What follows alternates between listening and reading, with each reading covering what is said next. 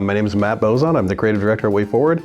I'm the director of the Shantae video game series, and that's what I do. You want me to do that again? So the story of how we went from Shantae Game Boy Color to Shantae Advance is Shantae was finished, but had not shipped yet. So we were already working on Shantae Advance for quite some time at this point. Shantae, the original, was very well reviewed.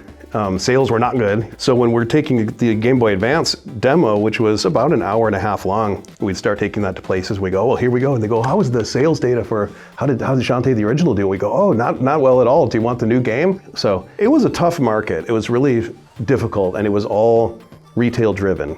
So there'd be too many creative compromises to either get it on a tiny cartridge, or maybe a cartridge where you couldn't save your progress. We just didn't want a less ambitious Shantae game. We wanted it to be the game that we wanted to make. So for those reasons, we just shut it down and archived all the files and put it away.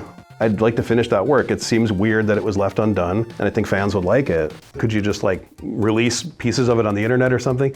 Never wanted to do it because I'm like, maybe someday we'll have a chance. Well, we got our chance now. The game's title is Shantae Risky Revolution. Risky Boots has found this cavern underneath Sequin Land, and so she sets up this device that lets her rotate the land above, and landlocked towns that she could never plunder or pillage are getting rotated, and they're ending up at the coastline so she can attack them. So it's just a big silly idea, but you as the player get to control that. So you can shift the world around, it's like puzzle stuff, and you can ultimately foil Risky by using her machine against her, but in the meantime, it's fun to slide the layers. Risky Revolution is when a lot of the main cast meets, in some cases, for the first time. So we went straight into Shantae Risky's Revenge, where everyone just somehow knows everybody. There's an entire missing chapter of their lives that was never touched on.